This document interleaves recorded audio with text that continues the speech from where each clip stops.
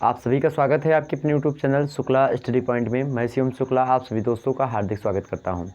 दोस्तों, आज की वीडियो के अंतर्गत हम बात करेंगे बीए तृतीय वर्ष के छात्र छात्राओं के लिए हिंदी साहित्य विषय वस्तु के बारे में। और हिंदी साहित्य विषय वस्तु में मतलब कि जो छात्र छात्राएँ हैं उनमें जो पेपर होंगे, उनके इस ईयर जो है लास्ट ईयर के पेपर होने हैं, तो आखिरकार उनमें किस प्रकार के प्रश्न पूछे जाएंगे, किन टॉपिक्स की महत्ता होगी, किन टॉपिक्स से अधिक मात्रा में प्रश्न पूछे जाएंगे। अगर आपके पेपर ऑब्जेक्टिव हुए तो आखिरकार कौन कौन से ऐसे टॉपिक्स या ऐसे मुद्दे हैं जिनको आप तैयार कर लें तो आपके ऑब्जेक्टिव्स तैयार हो जाएंगे, उनके बारे में आज के वीडियो के अंतर्गत बताने का प्रयास करूंगा। वैसे एक प्रकार से कुछ विश्वविद्यालय ऐसे हैं जिन्होंने एक प्रकार से पैटर्न या फॉलो कर लिया है कि वह जो है अपनी परीक्षाओं को कोई ऑब्जेक्टिव फॉर्म में करवा रहे हैं, तो कोई एक प्रकार से जैसे फॉर्म में जैसा पेपर उनका बन चुका था उसी फॉर्म में करवाने के विचार में हैं। और 1.5 घंटे समय रखा गया है, मतलब कि जब 3 घंटे समय होता था तो 1.5 घंटे का पेपर जो है अब आपका होगा। तो ऐसे में देखना यह होगा कि जो है डॉक्टर राम मनोहर लोहिया या इसी प्रकार से जो है दीनदयाल उपाध्याय गोरखपुर विश्वविद्यालय, सिद्धार्थ यूनिवर्सिटी, चौधरी चरण सिंह विश्वविद्यालय या इसी प्रकार से कानपुर यूनिवर्सिटी छत्रपति साहू जी महाराज या इसी प्रकार से अन्य विश्वविद्यालय जो भी हैं, सभी अलग अलग प्रकार से नियम बता रहे हैं। तो जिस भी स्टूडेंट मतलब कि जिस भी यूनिवर्सिटी से आप संबंध रखते हैं, बड़े ही आसानी से इन मुद्दों को समझने का प्रयास करेंगे। मैं बता दूं, यहाँ पर पेपर आपको क्लियर करना होगा। हिंदी में चूँकि दिक्कत होती है, हिंदी में सिलेबस अलग अलग विश्वविद्यालय के अलग अलग होते हैं, तो एक बार अपने सिलेबस को ज़रूर देखिएगा, उसके अनुसार पढ़िएगा। मैं आपको बताने का प्रयास करूँगा, चाहे जो भी यूनिवर्सिटी के छात्र छात्राएँ हों, सभी के लिए यह लेक्चर इम्पोर्टेंट होगा, यह बात आपको ध्यान रखनी है।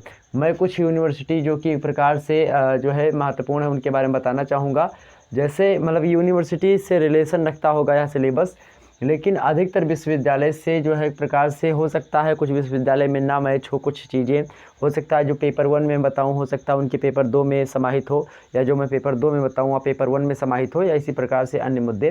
तो इन सभी को हम आज की वीडियो के अंतर्गत बताने का प्रयास करेंगे, सारे मुद्दे क्लियर होंगे। तो ध्यान रखेंगे, अगर आपका प्रश्न पत्र आप चाहे बीए सेकंड ईयर में है या बीए थर्ड ईयर में है, अगर मेरे प्यारे दोस्तों आपका पेपर किसी भी पेपर में प्रयोजन मूलक हिंदी आती है तो भी आपके लिए यह लेक्चर बहुत ही महत्वपूर्ण है। अगर आप में एक प्रकार से हिंदी साहित्य का इतिहास, आपको दृष्टि से हिंदी साहित्य का इतिहास किसी भी प्रश्न पत्र में शामिल है तो यह लेक्चर आपके लिए बहुत ही महत्वपूर्ण है। इसी प्रकार से अगर हिंदी भाषा का इतिहास, जो कि बच्चे बोल रहे थे सर हिंदी भाषा का इतिहास से ऑब्जेक्टिव प्रश्न कैसे बनेंगे, तो उसके लिए भी यह लेक्चर बहुत ही महत्वपूर्ण है। लेक्चर में ज़्यादा बातें नहीं करूँगा, बस सीधे सीधे आपको यह बताने का प्रयास करूँगा कि आखिरकार कौन कौन से टॉपिक्स आप इस समय पढ़ सकते हैं। जल्द ही इसकी ऑब्जेक्टिव जो क्वेश्चंस की सीरीज होगी पीडीएफ फॉर्म में, वह मैं आपके सामने जल्द ही वीडियो आपके सामने लाने का प्रयास करूंगा, जो कि एक प्रकार से जो है आपके सामने जैसे प्रस्तुत होगी। जिस प्रकार से आपका सोशियोलॉजी और ज्योग्राफी के लेक्चर्स अपलोड हो चुके हैं, उसको अगर आपने नहीं देखा है तो बीए थर्ड ईयर के उसको देख लीजिएगा। हिंदी साहित्य बीए द्वितीय वर्ष का भी लेक्चर अपलोड हो चुका है, इसी प्रकार से हमने बताया था। जल्द ही ऑब्जेक्टिव प्रश्नों को उसको भी बताने का प्रयास करेंगे। तो चाहे आपकी परीक्षा समालोचनात्मक, आलोचनात्मक, विवरणात्मक, विश्लेषणात्मक या इसी प्रकार से तमाम प्रकार के व्याख्यात्मक स्वरूप में हो, या फिर आपकी परीक्षाएं बहुविकल्पीय फॉर्म में हो, चाहे अति लघुत्तरीय प्रश्न पूछे जाएं, चाहे लघुत्तरीय प्रश्न पूछे जाएं, चाहे दीर्घोत्तरीय प्रश्न पूछे जाएं, बड़े ही आसानी से इन सभी टॉपिक्स को अगर आप आसानी से पढ़ लेते हैं तो सारे मुद्दे क्लियर होंगे। खासकर मेरा मोटिव होगा कि अगर विश्वविद्यालय ऑब्जेक्टिव टाइप की प्रश्न पत्र करवा रहे हैं, ऑब्जेक्टिव टाइप की परीक्षा करवाएंगे, तो उसके लिए आप जो है इसको देखेंगे, बड़ी आसानी से सारी चीज़ें आपकी क्लियर हो जाएंगी। ठीक है, बात यह आती है कि आखिरकार क्या ऑब्जेक्टिव्स पेपर सही होते हैं या फिर सब्जेक्टिव्स पेपर सही होते हैं। बच्चों को आखिरकार ऑब्जेक्टिव में अच्छा है कि या फिर सब्जेक्टिव में अच्छा है। अगर मैं बताना चाहूँ आपको तो एक मुद्दे में बताऊँगा कि जो लिखित पेपर होता है, बीए थर्ड ईयर की दृष्टि से बात करें तो जो लिखित पेपर होता है वह सबसे ठीक ठाक माना जाता है एक छात्र के लिए भी, और एक जिस देश में वह छात्र रह रहा उस देश के बढ़ोतरी में एक प्रकार से जो छात्र की भूमिका होती है उसके निर्वहन हेतु यह जो विद्या होती है, जो लिखित होता है एक प्रकार से पेपर, वह बहुत महत्वपूर्ण रखता है। क्योंकि लिखित जो पेपर होता है मेरे प्यारे दोस्त, वह एक प्रकार से आपके अंदर की बातों को उसमें पिरोना चाह रहा है। मान लेते हैं कोई चीज़ आपसे पूछा गया तो आपका मतलब उस पर क्या है, आपके विचार स्वतः के क्या हैं, ना कि किसी विद्वान के विचार कैसे हैं। क्योंकि विद्वान ने तो अपने विचार दे दिए, लेकिन विद्वानों के विचारों को आप पढ़ें, उसको आधार बनाएं और उस विद्वानों के जो है विद्वानों ने, जैसे मैकावर पेज ने कुछ कहा, गिडिंग्स ने कुछ कहा, या गिलिन ने कुछ कहा, इसी प्रकार से और सारे विद्वान, अगस्त कॉम्टे ने कुछ कहा, या फिर अरस्तु ने कुछ और कहा, सुकरात ने कुछ कहा, महात्मा गांधी ने कुछ कहा, स्वामी विवेकानंद ने कुछ कहा। इसी प्रकार से इन सभी जो है विचारकों के मुद्दों को हमको ध्यान देना होता है कि आखिरकार किसी भी मुद्दे पर इन विचारकों ने, इन ज्ञाताओं ने क्या बातें कही है, उन बातों को हमको अपने माइंड में पहले बैठाना है, उनको पढ़ना है, उसके बाद में उसको अपने माइंडसेट के हिसाब से, स्थानीय परिस्थिति के हिसाब से, जो वर्तमान में स्थिति है उसके हिसाब से, उन सभी को मद्देनजर रखते हुए हम उस पर अपने विचारों को व्यक्त करते हैं। और एग्जामिनर यही चाहता है, भारत देश भी आपसे यही चाहता है कि आखिरकार हिंदुस्तान या फिर भारत का जो युवा है उसके मन में किसी मुद्दे को लेकर के क्या विचार चल रहे हैं, बैचलर्स व्यक्ति के लिए क्या विचार चल रहे हैं, इसको जानना चाह रहा है। तो एक प्रकार से जो आलोचनात्मक विवरणात्मक प्रश्न होते हैं वह एक स्टूडेंट के लिए, एक देश को आगे बढ़ाने के लिए बहुत ही महत्वपूर्ण होते हैं। यह बात आपको ध्यान रखनी होगी। सिलेबस, सबसे पहले अगर बीए फर्स्ट ईयर की बात करूं तो ऑब्जेक्टिव है, बहुत ही बढ़िया सिलेबस है। सेकंड ईयर में जब आप जाएं तो लिखित परीक्षा होनी अति आवश्यक है, बहुत अच्छी बातें हैं।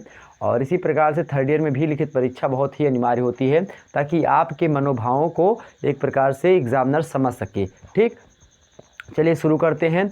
जैसे अगर बात करूँ यूनिवर्सिटी को करना क्या चाहिए, बहुत सारे विश्वविद्यालय हैं जो ऑब्जेक्टिव में परीक्षा करवाने के पक्ष में हैं। मैं उनसे यही निवेदन करूंगा कि वह परीक्षा एक प्रकार से लिखित फॉर्म में ही करवाएं, क्योंकि जो विश्वविद्यालय बहुत सारे ऐसे हैं जो लिखित फॉर्म में ही परीक्षा करवाते हैं, और लिखित फॉर्म में बच्चों के पास जो है बुक्स अवेलेबल हैं, और उसमें से ऑब्जेक्टिव बच्चे कुछ छांट नहीं पाते हैं।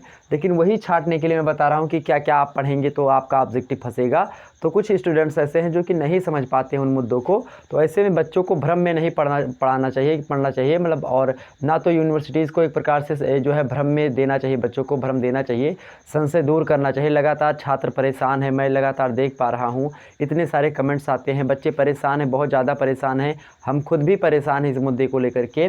ठीक है, आप लोगों की बातें मैं देख पा रहा हूँ, शायद सारी बातें जो है मेरे समझ में आ रही हैं, मैं आपके कमेंट्स भी देख पा रहा हूँ चैट सेक्शन में। चले, ठीक है, तो बहुत ही जो है दयनीय स्थिति है इस समय, दयनीय क्या दुखद स्थिति है।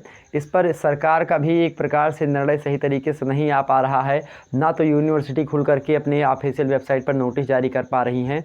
पता नहीं क्या कर रहे हैं ये लोग, इनका कोई मतलब ही नहीं बनता कि परीक्षा कब करवानी है, कैसे करवानी है, और आखिरकार परीक्षा करवानी है तो उस पर छात्र का क्या मतलब होगा, छात्र हित में होगा या छात्र के अनहित में होगा। इन सभी मुद्दों को ध्यान में रख करके जो प्रोफेसर्स वगैरह हैं उनको एक प्रकार से डिबेट करनी चाहिए। पता नहीं क्या कर रहे हैं। अरे कमी है कुछ लोगों की तो बताइए, उसकी पूर्ति सरकार करे। अगर कमी नहीं है तो उस पर विचार विमर्श करिए अच्छे तरीके से, बच्चों के संशय को दूर करिए। कुछ विश्वविद्यालय ऐसे जिन्होंने एक भी नोटिस अभी तक नहीं जारी किया है विश्वविद्यालय के परीक्षाओं के संदर्भ में, आप देखेंगे तो। चलें बात करते हैं हम आखिरकार, चलें शुरू करते हैं।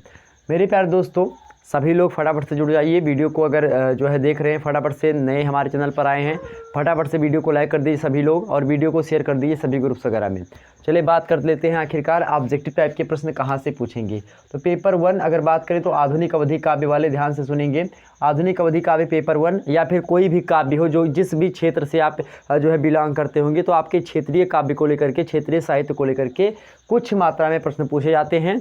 तो ऑब्जेक्टिव के बेस पर मैं यह वीडियो बना रहा हूँ, ध्यान से सुनिएगा। तो सबसे पहले आपको जो जितने भी कवि या फिर रचनाएं संकलित हैं कवियों की, उनको आपको पढ़ना है। जैसे मान लेते हैं जितने भी कवि आपके पाठ्यक्रम में संकलित है उनके जीवन परिचय को आपको पढ़ लेना है। क्या पढ़ना है?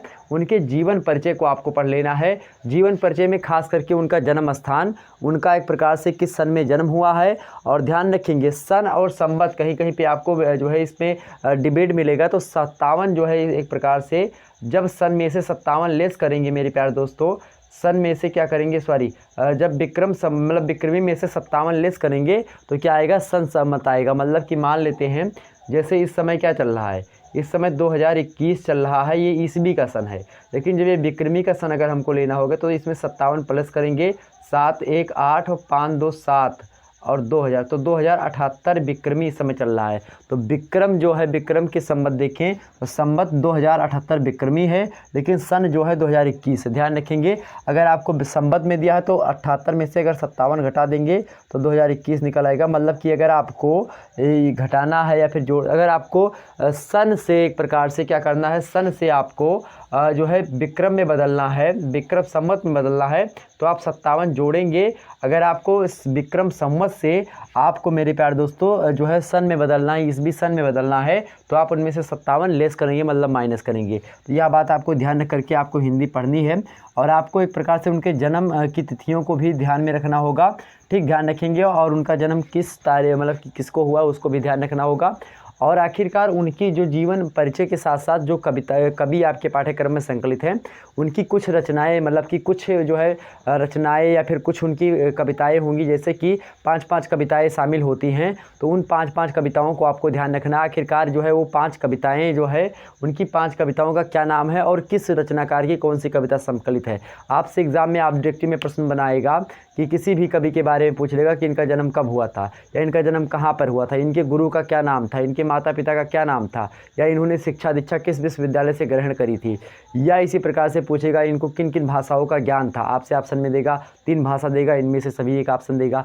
या इसी प्रकार से आपसे ऑब्जेक्टिव में प्रश्न पूछेगा मेरे प्यारे दोस्तों कि निम्न में से कौन सी एक जो है फलाने की रचना है, मतलब कि बलभद्र प्रसाद दीक्षित पढ़ी इसकी रचना है। अब उसमें 4 ऑप्शन आपको दे देगा, एक रचना जो होगी उनमें से उनकी होगी या 3 नहीं होगी। या पूछेगा कि कौन सी जो है एक प्रकार से बंशीधर शुक्ला जी की रचना नहीं है। अब उसमें 3 ऑप्शन ऐसी देगा जो कि उनकी रचनाएं होंगी, और एक ऑप्शन नहीं देगा कि जो कि नहीं होगी।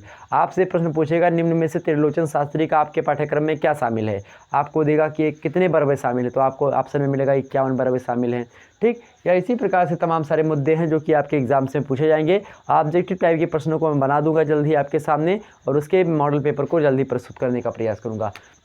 उससे पहले आपको बता दूं, आप जीवन परिचय पढ़ लीजिएगा सभी कवियों के बारे में, और उनकी जो भी रचनाएं, जो भी कविताएं आपके पाठ्यक्रम में संकलित है, उनको बिल्कुल कंठस्थ कर लीजिए कि हाँ इनकी 5 कविताएं यही संकलित है, इनकी 5 कविताएं ये संकलित हैं। इसी प्रकार से उनकी रचनाओं के बारे में, जैसे कि जो कवि आपके बंशीधर शुक्ला हो, चाहे बलभद्र प्रसाद दीक्षित पढ़ीस हो, या इसी प्रकार से जितने भी अन्य कवि हैं, या फिर जो भी आपके पाठ्यक्रम में संकलित है, उन कवि जो हैं उनकी कुछ रचनाएं जो होती हैं प्रमुख रूप से, तो उन प्रमुख रचनाओं को भी आपको पता होना चाहिए, क्योंकि आपसे पूछ सकता है कि यह रचना किस कवि की है। ठीक, ऐसे तो इसको आपको ध्यान रखना होगा। तो रचनाओं को आपको ध्यान देना है। इसी प्रकार से काव्य पंक्तियों को आपको ध्यान देना। काव्य पंक्तियाँ क्या, जो आपके पाठ्यक्रम में रचनाएं संकलित हैं, जो कविताएं संकलित हैं, वह कविताएं एक प्रकार से जो है कविताओं का आशय क्या है, उसकी केंद्रीय प्रवृत्ति क्या है, मूल भाव क्या है, कविता किस उद्देश्य से लिखी जा रही है। मतलब कि कविता के बारे में आपको थोड़ा बहुत जानकारी होनी चाहिए, कविता आपको पढ़ी लिखी होनी चाहिए। मतलब कविता, कोई लड़की की बात नहीं कर रहा हूँ कि कविता पढ़ी लिखी होनी चाहिए, तो आप लोग बिल्कुल ये समझिएगा कि सर लड़की के बारे में बता रहे हैं, कविता पढ़ी लिखी होनी चाहिए। तो यहाँ पर कविता का मतलब है जो आप में काव्य पंक्तियाँ संकलित हैं, वह काव्य पंक्तियाँ मेरे प्यारे दोस्तों क्या होनी चाहिए, आपको कुछ ऐसी पंक्ति हो जो कि फेमस पंक्तियाँ होती हैं, वह रटी होनी चाहिए। जो कि ऐसी पंक्ति होती हैं जो कि किसी उद्देश्य को, किसी समाज को आगे बढ़ाने के लिए, फिर किसी नैतिकता का उदाहरण होती हैं। जैसे नारी तुम केवल श्रद्धा हो, विश्वास रजत नक पक्तल में, नीर स्रोत सी बहा करो जीवन के सुंदर समतल में। यह नारी की उदात्त भावना को दिखाता है, नारी के प्रति सहनशीलता दिखाता है, सहिष्णुता दिखाता है। तो कहीं ना कहीं पे ऐसी प्रकार की पंक्तियों को हमको उनमें से पकड़ना है। जल्द ही मैं आपके सामने मॉडल पेपर लाऊंगा, तो उसमें मैं ऐसे प्रश्नों को जरूर रखूँगा। ठीक, तो ध्यान रखेंगे। तो आपको काव्य पंक्तियों को, मतलब रचनाओं को ठीक से 2-3 बार फिर से पढ़ना है। नेक्स्ट है आपकी भाषा शैली। जो भी कवि हैं या फिर जो भी आपके रचनाकार संकलित हैं, उनकी भाषा कैसी है और उनकी शैली कैसी है। आखिरकार वह किस शैली में रचना लिखते थे और उनकी भाषा क्या रही है, उसके बारे में आपको यहाँ पर ध्यान देनी होगी थोड़ी बातें। मतलब लगभग उनका साहित्यिक परिचय यहाँ पर आपको थोड़ा बहुत पढ़ लेना होगा। ठीक है। नेक्स्ट है वहीं पुरस्कार वगैरह, कुछ कवियों को पुरस्कार मिलते हैं कि हाँ इनको ये पुरस्कार मिला, तो आप उनके पुरस्कारों के बारे में भी थोड़ा बहुत अध्ययन कर लीजिएगा। 1-2 प्रश्न आपसे छिटपुट पूछ लिए जाएंगे। ठीक है। वैसे अगर 3 पेपर आपके होते, पेपर 1, 2, 3 पहले होते थे, लेकिन अब कहा जा रहा है कि एक ही पेपर होगा तीनों को मिला करके। तो 100 नंबर के जो प्रश्न होंगे उनको 50 नंबर, अगर ऑब्जेक्टिव में पेपर होगा तो 50 नंबर का पेपर होगा। अब 100 क्वेश्चंस आएंगे मेरे पास, तो ध्यान सुनिएगा। 100 क्वेश्चंस आएंगे, मान लेते 40 क्वेश्चंस यहाँ से ले लिया, या फिर 30 क्वेश्चन यहाँ से ले लिया और 30 यहाँ से ले लिया। इसी प्रकार से बनाएंगे ठीक है, ध्यान रखेंगे। तो 40 यहाँ से लेंगे, 30 इधर से, 30 इधर से ले लिया। ठीक, अब मेरे प्यारे दोस्तों, इनमें से एक प्रश्न अगर आप करेंगे तो 2 नंबर मिलेंगे। 100 में होंगे, 50 उनमें से केवल करने होंगे, तो बड़े ही आसानी से आप कर देंगे, कोई दिक्कत की बात नहीं। तो मुश्किल से 40 प्रश्नों को तैयार करना है, तो एक आध 2 प्रश्न यहाँ से 2 मतलब कि 2 प्रश्न बहुत ज़्यादा हो गए, यहाँ से पुरस्कार से पूछे जाएंगे। ज़्यादा फोकस आपको जीवन परिचय एवं रचनाओं पर करना है, और साथ ही साथ काव्य पंक्तियों पर। भाषा शैली भी उतनी इंपॉर्टेंट आपकी नहीं है। ठीक, आलोचना, कुछ ऐसी चीज़ें होती हैं जैसे जो कवि आपके पाठ्यक्रम में संकलित होंगी, उन कवियों की क्या भूमिका रही है साहित्य में, किस प्रकार से वह एक प्रकार से साहित्य में योगदान देने के लिए आतुर हुए और जो है योगदान दिया किस प्रकार से, वह उन सभी मुद्दों को लेकर के जो आलोचक होते हैं हिंदी साहित्य जगत में, वह उनके बारे में बताते हैं। तो ऐसे में मेरे प्यारे दोस्तों, हमको समझना यह होगा कि आखिरकार जो विभिन्न आलोचक हैं, जैसे आचार्य रामचंद्र शुक्ला जी हैं, या फिर डॉक्टर नगेंद्र हैं, या डॉक्टर हजारी प्रसाद द्विवेदी जी हैं, या इसी प्रकार से बहुत सारे ऐसे जो है आलोचक हैं जो कि हिंदी साहित्य जगत को एक प्रकार से जो है एक प्रकार से नवीनता देते हैं, और जो भी कमियाँ रह गई थी हिंदी साहित्य में पहले, उनको संवारने का भी प्रयास किया है। तो उनके बारे में हमको मतलब कि इन आलोचकों ने जीवन जो आपके पाठ्यक्रम में कवि या फिर रचनाकार संकलित है उनके बारे में क्या कहा है, तो कुछ चीज़ें कहते हैं, तो उसको आपको ध्यान देना होगा। यहाँ से 2 से लगभग 3 मतलब 5 प्रश्न तक भी यहाँ से पूछे आ सकते हैं, ध्यान रखेंगे। आलोचनाओं को लेकर के कथन में पूछेगा कि जो है यह कथन किसने कहा है, इनके संदर्भ में। जैसे आप देखते नहीं, फर्स्ट ईयर में पूछा आता था कि कबीर को बाड़ी का डिक्टेटर किसने कहा, या इसी प्रकार से आपसे पूछा आता था कि इनको फलाने ने इसको किसने कहा, या इसी प्रकार से कोई काव्य पंक्तियाँ देता था और पूछता था कि ये काव्य पंक्तियाँ किसकी लिखी हैं। ठीक, तो ऐसे वही जो है साहित्य में योगदान क्या क्या रहा है, जो आपके पाठ्यक्रम में कवि संकलित हैं उनके बारे में यहाँ पर ध्यान देना होगा। तो ये यहाँ से छिटपुट एक आध 2 प्रश्न पूछ ले जाएंगे। बाकी मेन फोकस आपका जीवन परिचय पर होना चाहिए, कवियों के बारे में, और साथ ही साथ काव्य पंक्तियों के बारे में यहाँ से थोड़ा, और रचनाओं के बारे में। ये 3 महत्वपूर्ण फैक्टर हैं। चौथा महत्वपूर्ण फैक्टर ये है, 5वें में इसको रखिए, 6वें में इसको रखिए, मतलब 6वें में इसको रखिए, 7वें पर पुरस्कार वगैरह को रखिए। ये सारे मुद्दे आपके यहाँ पर फर्स्ट पेपर को लेकर के कंप्लीट हुए। वहीं सेकंड पेपर की बात करें, हिंदी भाषा एवं साहित्य के इतिहास को लेकर के, तो यहाँ से आपके प्रश्न पूछे जाएंगे भाषाओं को लेकर के। भाषा क्या होती है, तो आपसे देगा कि भाषा कितने प्रकार की होती है, तो उसमें ऑप्शन में देगा लिखित भाषा, मौखिक भाषा, और एक देगा सांकेतिक भाषा, और या देगा इनमें से सभी। तो क्या होगा, इनमें से सभी 3-4 प्रकार की होती हैं। इसी प्रकार से भाषा जो होती है किसे का मतलब कि निम्न में से किस व्यक्ति ने भाषा की यह परिभाषा दी है, तो भाषा की परिभाषाओं को लेकर के आपको पढ़ना, भाषा के बारे में पढ़ लेना है। चैप्टर 1 में हमने इसको विस्तार से समझा दिया है, इसको आप देख लीजिएगा। चैप्टर 1 भाषा के बारे में हमने वहाँ पर बताया कि भाषा जो होती है किस किस प्रकार से जो है आगे बढ़ती है, और भाषा का उद्गम कैसे होता है, भाषा किसे कहता है। वही बोलियों के बारे में भी आपको जो है ध्यान देना होगा। भाषा और बोली में अंतर क्या होता है, कभी कभी ऐसे आपके एग्ज़ाम से पूछेगा बोलियाँ कितनी प्रचलित है, जैसे कि अवधी हो गया, और इसी प्रकार से बघेली हो गया, पूर्वी मतलब कि एक प्रकार से बिहारी हो गया, मैथिली हो गया, संथाली बोले मैथिली हो गया आपका। इसी प्रकार तमाम सारी ऐसी बोलियां हैं जो कि विभिन्न विभिन्न प्रांतों में बोली जाती हैं, जिससे हिंदी बनी है। हिंदी भाषा चूँकि बोलियों का समूह है, और जब हिंदी भाषा बोलियों का समूह है मेरे प्यारे दोस्त, तो आखिरकार वो बोलियां कौन कौन सी हैं, तो उनके बारे में आपसे पूछेगा। आपसे पूछेगा कि पूर्वी हिंदी के अंतर्गत कौन कौन सी जो है बोलियां आती हैं, या पश्चिमी हिंदी के अंतर्गत कौन कौन सी बोलियां आती हैं, पहाड़ी हिंदी के अंतर्गत कौन कौन सी बोलियां आती हैं, बिहारी हिंदी के अंतर्गत कौन कौन सी बोलियां आती हैं। इस प्रकार से आपके एग्ज़ाम से प्रश्न पूछेगा, तो बड़े ही आसानी से आप बता सकते हैं। मैं जल्द ही सभी संबंधित वीडियो आपके सामने लाने का प्रयास करूंगा। तो इन बोलियों को आपको यहाँ पर भाषा और बोली को आपको विस्तार से पढ़ना। लगभग यहाँ से आपके मेरे प्यारे दोस्तों बताना चाहूँ तो 7 से 8 प्रश्न यहीं से आपके पूछे जाएंगे एग्जाम्स में। ठीक है, कितने प्रश्न, 7 से 8 प्रश्न पूछे जाएंगे। ठीक, यह बात आपको जान लेनी है। वहीं बता दूं साहित्य की विशेषताएं। साहित्य की क्या विशेषताएं, जैसे कि आप साहित्य का इतिहास पढ़ रहे हैं, सबसे पहले आप हिंदी भाषा का इतिहास पढ़ेंगे। हिंदी भाषा के इतिहास को लेकर के हमने आपको बताया, सबसे पहले भाषा कौन सी आई, संस्कृत आई। संस्कृत को क्या कहा जाता है, भाषा से मुख्या मधुरा दिव्या गीर्वाण भारती तस्या ही मधुरम काव्यम तस्मादेपि सुभाषितम। भाषाओं में मुख्य मधुर एवं देववाणी कही जाने वाली संस्कृत भाषा में वर्णित जो काव्य है वह भी मधुर है, और उसमें जो वर्णित शब्द हैं वह भी मधुर है, और देववाणी कही जाती है। तो संस्कृत शब्द जो है एक प्रकार से देव की भाषा कही जाती है। वेद वगैरह या फिर जो पुराण वगैरह या उपनिषद वगैरह लिखे गए सब वेदों संस्कृत में ही लिखे गए हैं। ठीक, वैदिक काल की भाषा भी संस्कृत रही इतिहास में। वहीं सब संस्कृत के बाद में आई भाषा कौन सी मेरे प्यारे दोस्त, आई पाली भाषा। और पाली भाषा जैनों की भाषा रही है। वहीं दूसरी भाषा आती है प्रकृत, और यह मेरे प्यारे दोस्तों प्रकृत जो रही है बौद्ध धर्म के वालों की भाषा रही है, मतलब बौद्ध के समय की भाषा रही है। जब बौद्ध धर्म का उदय हो रहा था उस समय की भाषा प्राकृत। तो संस्कृत से बनी पाली, पाली से बनी प्रकृत, और प्रकृत से बनी मेरे प्यारे दोस्तों कौन सी, तो प्रकृत से बनी आपकी अपभ्रंश। कौन सी बनी, अपभ्रंश बनी। और अपभ्रंश से कौन सी बनी, अपभ्रंश से बनी अवहट्ट। क्या बनी, अवहट्ट। अवहट्ट मतलब होता है क्षेत्रीय, मतलब एक प्रकार से जैसे जो कुछ ऐसी भाषा होती हैं कि जो गांव में बोली जाती हैं और कुछ शहरों में भाषा जो बोली जाती है। तो जो शहरों में भाषा बोली जाती थी वह अपभ्रंश होती थी, लेकिन जो गांव वगैरह के क्षेत्रों में बोली जाती थी उसको अवहट्ट के नाम से आना आता था। अपभ्रंश का बिगड़ा स्वरूप क्या है, अवहट्ट। वैसे संस्कृत का बिगड़ा स्वरूप पाली, पाली का बिगड़ा स्वरूप प्रकृत, प्रकृत का बिगड़ा स्वरूप अपभ्रंश, अपभ्रंश का बिगड़ा स्वरूप अवहट्ट, और अवहट्ट का बिगड़ा स्वरूप एक प्रकार से हिंदी भाषा है। क्या है, हिंदी भाषा है।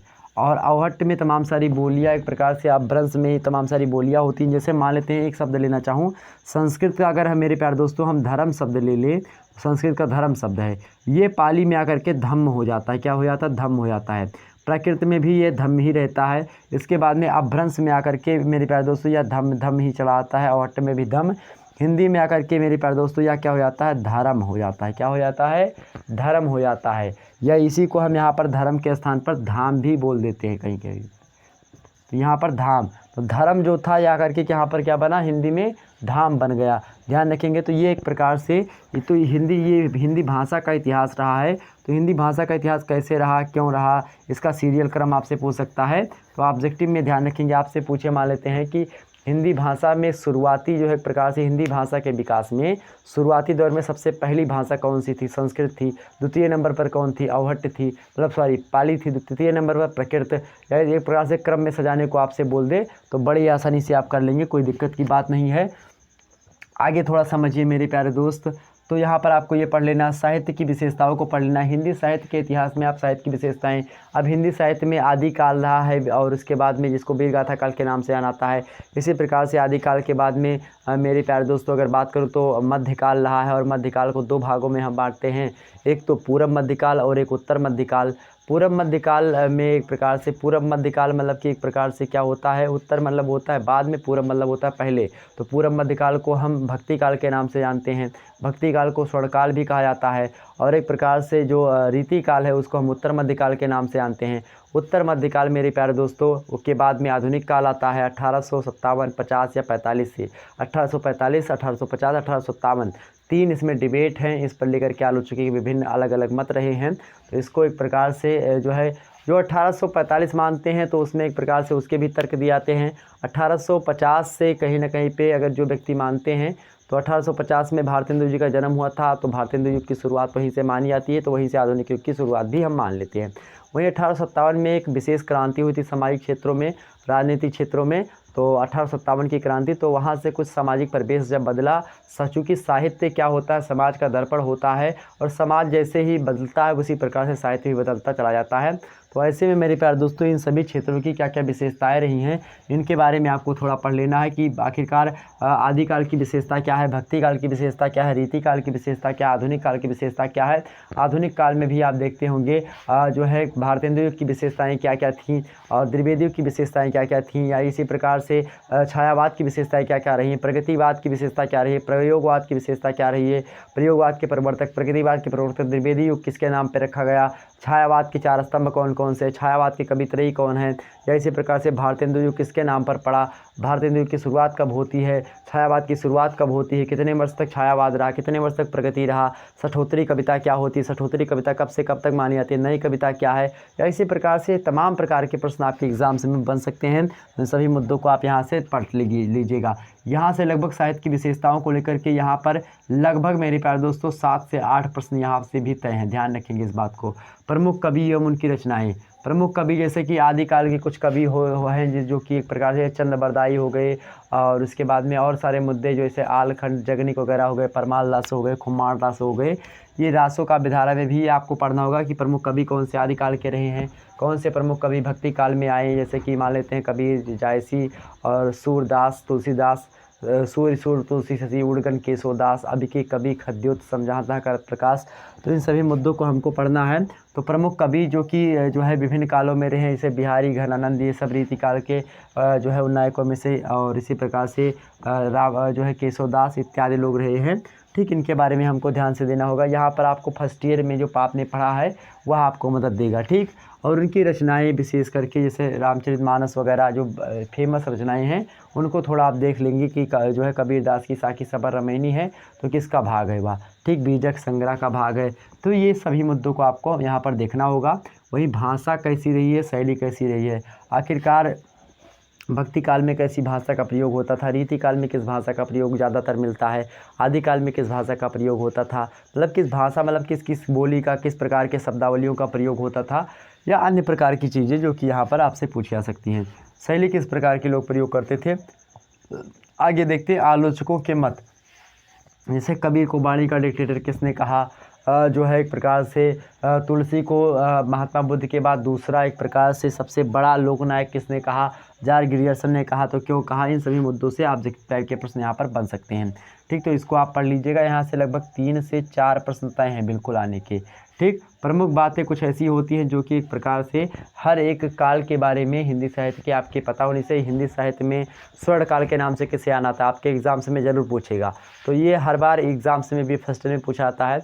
तो जो है किसको कहा जाता है, भक्ति काल को। आपसे पूछेगा आधुनिक हिंदी साहित्य में स्वर्ण काल, स्वर्ण युग के नाम से किसे आना था, किस काल को, किस वाद को, तो छायावाद के नाम से आना आता है। तो इस प्रकार के मुद्दे जो कि प्रमुख बातें होती हैं इसको लेकर के प्रश्न पूछे आते हैं, तो इसको भी ध्यान रखना होगा। लगभग यहाँ पर मेरे प्यारे दोस्तों यहाँ पर 5 से 6 प्रश्न यहाँ से पूछे जाएंगे।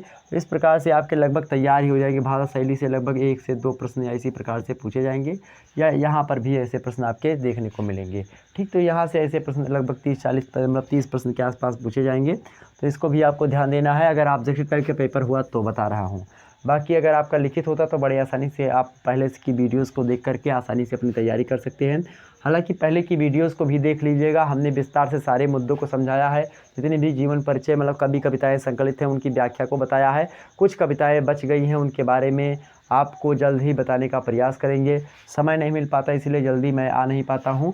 ठीक, थोड़ा तबीयत भी ख़राब है। ये कान अभी भी मेरा दर्द कर रहा है, ये वाला पूरा का पूरा ये जो है कान दर्द कर रहा है। बोल नहीं पा रहा हूँ सही से, नहीं तो मैं थोड़ा तेज़ बोलता हूँ, और ये अभी बहुत धीरे बोल रहा हूँ क्योंकि ये कान दर्द कर रहा है। ठीक है, चले, मैं आपके कमेंट्स देख पा रहा हूँ। सभी लोगों का बहुत बहुत स्वागत है भाई। ठीक, चले आगे बढ़ते हैं। नेक्स्ट है आपका पेपर 3 प्रयोजन मूलक हिंदी। प्रयोजन मूलक हिंदी को हमने एक प्रकार से विस्तार से आपको नहीं पढ़ा पाया हूँ प्रयोजन मूलक हिंदी, लेकिन हाँ कुछ हद तक हमने इसके बारे में आपको 2-3 मॉडल पेपर्स दिए हैं। BA थर्ड ईयर के हिंदी साहित्य को लेकर के पेपर 3 लाइव क्लासेस करवाई थी हमने, तो उसमें हमने विस्तार से आपको समझाया होगा ज़रूर। प्रयोजन मूलक हिंदी मतलब कि जब किसी काम काज की भाषा को ही हम क्या कहते हैं, प्रयोजन मूलक। प्रयोजन मतलब होता है कोई प्रयोजन के लिए जिस भाषा का हम प्रयोग करते हैं उस भाषा को हम क्या कहते हैं, प्रयोजन मूलक हिंदी। मूलक मतलब एक प्रकार से प्रयोजन के मूल में जो भाषा रहती है उसी को हम कहते हैं प्रयोजन मूलक। ठीक, ध्यान रखेंगे। तो प्रयोजन मूलक हिंदी के बारे में आपको पढ़ लेना है। पत्राचार के बारे में थोड़ा सा पढ़ लीजिएगा, यहाँ से प्रश्न पूछे जाएंगे। भाषा कंप्यूटिंग क्या होती है इसको लेकर के प्रश्न पूछे जाएंगे, मैं जल्दी बताऊंगा। भारत में कंप्यूटिंग का विकास कब हुआ, भाषा के क्षेत्र में आधुनिकता भारत में कब आनी प्रारंभ हुई, इस प्रकार के प्रश्न आपके एग्जाम्स में बनाने का प्रयास करेगा एग्जामिनर। तो बड़े ही आसानी से सारे मुद्दे को समझाने का प्रयास वहाँ पर मैं करूँगा। इन सभी टॉपिक्स को आप ध्यान से पढ़िएगा। पत्रकारिता को पढ़ लीजिएगा। पत्रकारिता में बहुत सारी होती, पीठ पत्रकारिता क्या है, खोजी पत्रकारिता क्या है, इसी प्रकार से अन्य प्रकार की पत्रकारिता होती है।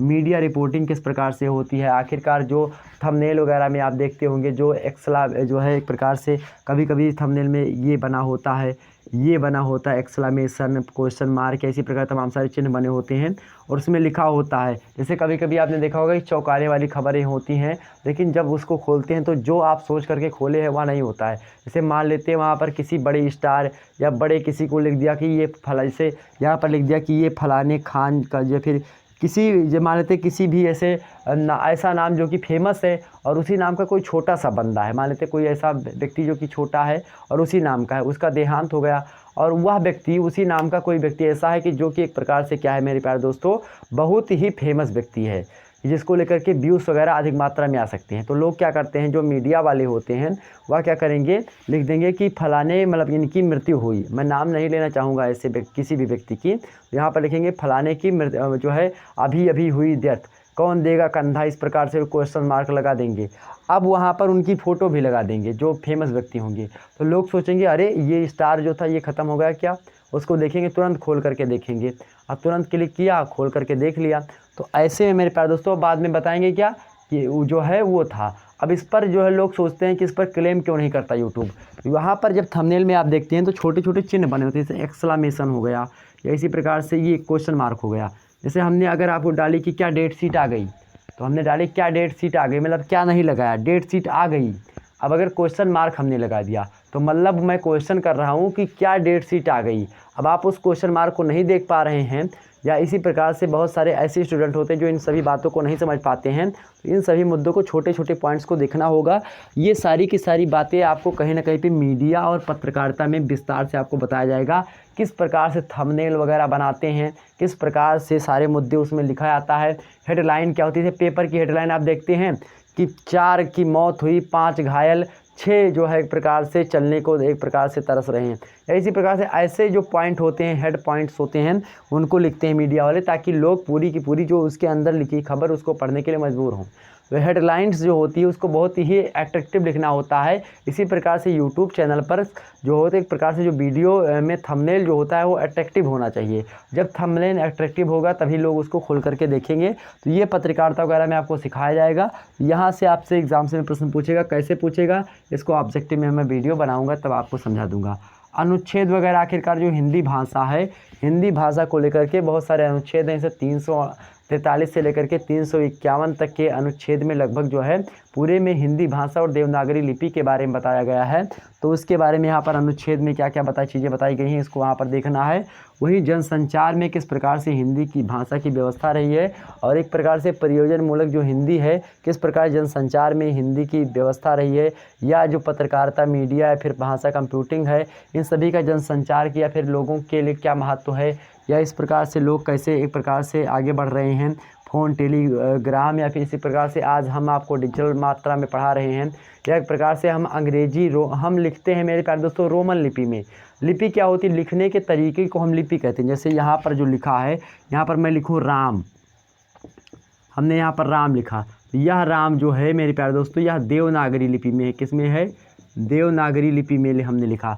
लेकिन अगर यही राम मेरे प्यारे दोस्तों मैं RAM, ये भी राम लिखा है, राम ये है हिंदी का शब्द, लेकिन लिखा किस में, हिंदी भाषा का शब्द लिखा रोमन लिपि में। ये कैसी लिपि में लिखा गया, ये रोमन लिपि में हमने लिखा, ठीक। और ये अंग्रेजी के शब्द नहीं है, रोमन लिपि है। तो जो अंग्रेजी भाषा है उसको लिखने के लिए रोमन लिपि का प्रयोग किया जाता है। तो लिपि लिखने की जो है एक प्रकार से विधि को हम लिपि कहते हैं। इसी प्रकार से जब हिंदी भाषा को लिखने की बात आती है तो हिंदी भाषा को हम देवनागरी लिपि में लिखते हैं। हिंदी भाषा को हम राम रोमन लिपि में भी लिख सकते हैं, अन्य लिपियों में भी लिख सकते हैं। लिपि क्या होती है, किसी भी भाषा को अपनी लिपि में, से कि दुनिया की कोई ऐसी भाषा नहीं है जिस भाषा को हिंदी की लिपि में लिखा ना जा सके, क्योंकि हिंदी में बहुत सारे वर्ड हैं और बहुत तरीके से हिंदी जो अपनी लिपि है वह वैज्ञानिकता पर आधारित है। देवनागरी लिपि वैज्ञानिकता पर आधारित है। ऐसे में सारे के सारे भाषाओं को समाहित करते हैं। तो यहाँ से आपसे प्रश्न पूछेगा, जनसंचार एक प्रकार से, जनसंचार मतलब होता है टेलीफोन वगैरह। इसी प्रकार से आप मोबाइल में आप देखते होंगे, पहले आप जो है हिंदी में लिखने के लिए बहुत परेशान होना पड़ता था, या आपको कुछ लिखना होता था तो 5 जो होता था, या फिर ABCD के लिए एक बटन पे जो A1 जो एक बटन होता है, एक नंबर का बटन पहले नोकिया वगैरह के फ़ोन में, उस पर ABCD 4 अक्षर लिखे होते थे। तो अगर D आपको दाबना है तो एक बटन को 4 चक्कर दाबना पड़ता था। तो ऐसी कंडीशन पहले हुआ करती थी। धीरे धीरे चेंजमेंट होते गए। तो चेंजमेंट कैसे हुआ, और आज आप लिखते हैं कि अगर ए लिखा आपने हिंदी के, वहाँ पर देखते होंगे कि आप जो है गूगल कीबोर्ड आ गया है, तो आप वहाँ पर इसे ए को दबाते हैं तो वहाँ पर आ लिख के स्वतः आ जाता है। तो ये लिख रहे हैं आप रोमन लिपि में, लेकिन यहाँ पर क्या कर रहा है, भाषा कंप्यूटिंग के माध्यम से या जनसंचार के माध्यम से क्या होता है, वह जो है देवनागरी लिपि में कन्वर्ट होकर के आ रहा है। तो इन सभी मुद्दों को हम समझने का प्रयास करेंगे। यहीं से आपके एग्ज़ाम से में प्रश्न पूछे जाते हैं। तो चलिए मेरे प्यारे दोस्तों, ये थे सारे मुद्दे जो कि आपको जानने अति आवश्यक थे। इन सभी को पढ़ने का प्रयास करेंगे। तो मेरे प्यारे दोस्तों, आप सभी के कमेंट्स मैं देख पा रहा हूँ। फटाफट से वीडियो को लाइक कर दीजिए चैनल पर अगर नए आए हैं तो सब्सक्राइब कर दीजिए। वीडियो पसंद आता है सभी लोगों के पास शेयर करें, अभी सभी मित्रों को अपने दिखाने का प्रयास करें।